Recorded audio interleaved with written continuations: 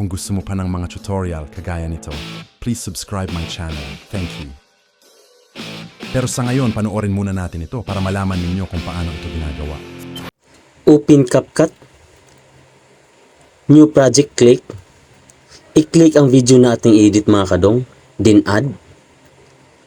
So dito, i-play muna natin ang video para makita nyo ang acting ni Dong Istosi. Dapat ang posisyon ng camera mga kadong nakatagilid o nakahiga. So ganyan. Ngayon mga kadong, balik tayo sa pinakaunahan. Dahil putol-putulin natin ang video. Slide tayo mga 3 seconds mga kadong. So dito, i-click ang video mga kadong. Then hanapin ang phrase. Dapat naka 3 seconds lang. Then i-click natin ang phrase. So dito hanapin ang overlay. I-click natin. Ilong press natin. Dindalhin pa kaliwa. Itong pinakadulo mga kadong, ipantay lang sa linya na yan. I-click natin siya, dagdagan natin yung unahan mga kadong kasi kulang. So yan, okay na. Ngayon, hanapin ang remove BG. I-click natin. Auto removal, click. Then pag okay na, i-click ang check. So dito, back muna tayo. Isang click lang. Tapos hanapin ang adjust. I-click natin. Hanapin ang graphs mga kadong. I-click natin. Ngayon, lipat tayo sa pula mga kadong. So ngayon, adjust natin. Hilain natin pataas. Yan, hilain nyo lang. Pag okay na, i-click ang back mga kadong. Then check. So, ganun lang. So, may kulay pula na tayo. Slide tayo konti mga kadong. So, dito may 3 seconds tayo, di ba? Yung haba ng video. Ngayon, slide tayo konti. Dagdagan natin ng 3 seconds mga kadong. So, stop tayo sa 6 seconds. Yan, 4, 5, 6. So, dito, i-click natin ang video. Tapos, hanapin ang phrase.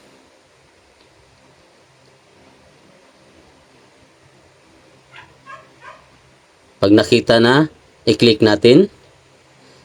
Ngayon, overlay. I-click natin. Tapos, i-drag natin. Yung pinakadulo mga kadong, ipantay din sa guhit na yan.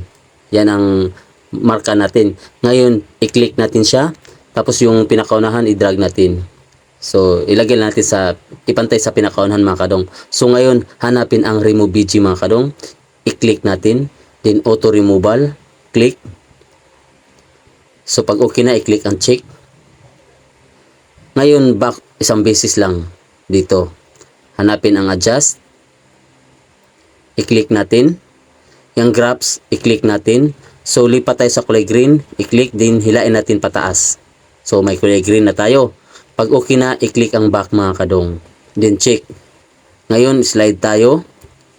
So, dito may 5 seconds na tayo, ay 6 seconds na tayo, di ba? So, hila tayo. Dagdag tayo ng sa 8 lang mga kadong. Ngayon, i-click natin.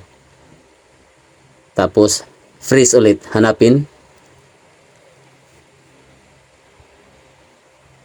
Then, i-click natin. Then, overlay. I-click natin. So, dito sa pangatlong layer siya. Long press din pababa. Yung pinakadulo din, ipantay sa guhit dyan. So, ngayon, i-click natin ang video. Then, hilain ito paunahan. So, ngayon, hanapin ang remove BG. I-click natin. Then, auto removal click. Pag okay na, i-click ang check. Then, back isang beses lang. Then, adjust. Hanapin natin. I-click natin. Graphs, i-click. Then, lipat tayo sa kulay blue. Then, hilain pataas. So, yan, may kulay blue na rin tayo. Pag okay na mga kadong, i-click ang back. Then, check, click. So, dito, i-play natin mga kadong. Napansin mo, pagdating sa kulay, hindi pa rin nagbabago yung suot ni Dong Istosi. Tingnan mo. Oh, di ba? So, ang gagawin natin mga kadong, lipat tayo sa unahan. So, yan. Yung unang clip mga kadong, hindi to. So, itong pangalawa. So, dito mag-uumpisa ang kulay mga kadong. So, i-click natin yan. Then hanapin natin ang duplicate. Then pag nahanap na, i-click natin. So dito i-click natin yung naka-duplicate, tapos hanapin ang overlay. Yan, i-click natin. So dito mga kadong, ipantay lang natin sa pinagduplikitan natin. Ibaba natin sa pinakababa. So hindi natin makita. So bitawan natin. So yan, slide tayo. Yan, nakita na.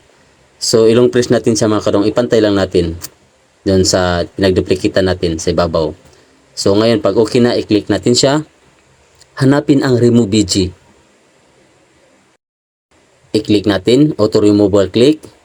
Pag okay na, i-click ang check. Ngayon, back tayo isang beses. Hanapin ang adjust. I-click natin. Then grabs, i-click natin. So balik tayo sa kulay pula mga kadong. So yan, i-click natin, adjust natin. Kung anong kulay ang una, doon natin ipantay siya. So pag okay na, i-click ang check. Ngayon, oh yan, may kulay na siya pag gumalaw na. Ngayon, sa kulay green naman. So dito i-click na naman natin to.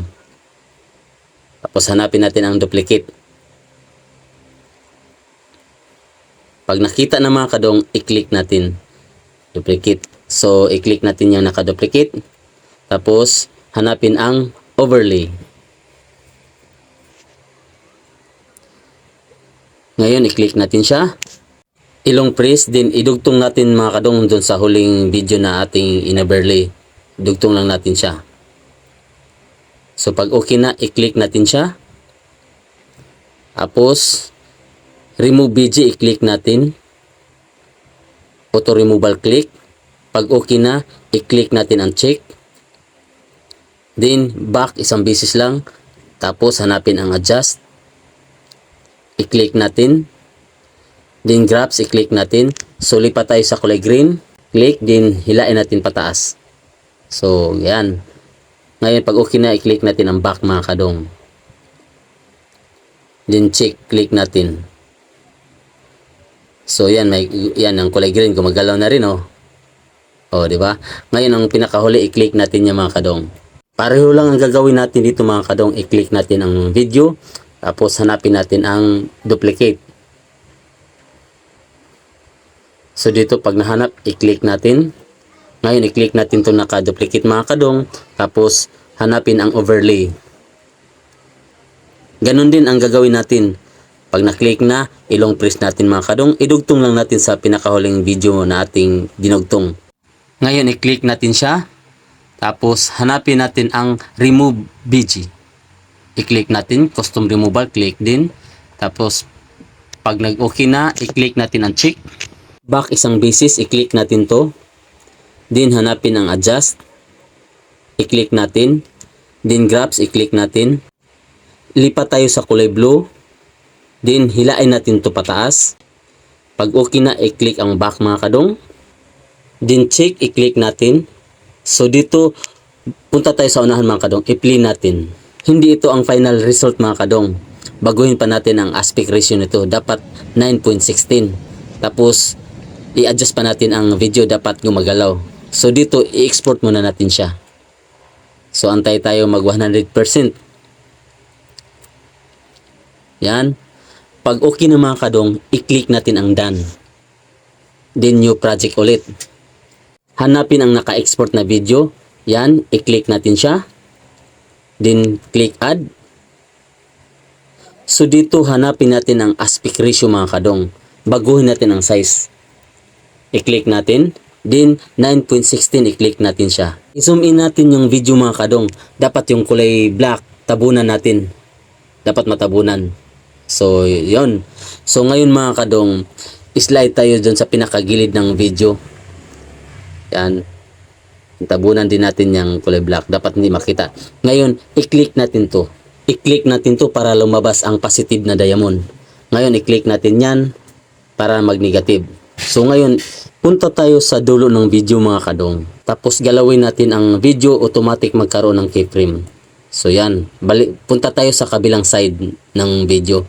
So ganun lang. So dito, balik tayo sa pinakaunahan ng video mga kadong. I-play natin. Dito adjust tayo dahil hindi nakita ang umpisa na paglakad ni Dong Istosi. Hilain lang natin to mga kadong. So yan. I-play natin. So kapos pa rin. So adjust ulit tayo. Hilain ulit natin. So ganon. So ngayon i-play ulit natin mga kadong. So dapat ganon makikita. Dapat ang umpisa na si Dong Istosi naglalakad. So dapat kita lahat. So dito kapos mga kadong. So hilain naman natin siya. Ito, hilain natin to. Yan. So ganon. Tingnan natin. Oh, 'di ba? So balik natin sa unahan mga kadong. Para makita talaga na kung okay na ba. Oh, 'di ba? Madali lang, 'di ba? So sana nasundan. Kung nakatulong man, please pa-like and share na lang mga kadong. Maraming salamat. So ano pa inaantay nyo? Export nyo na.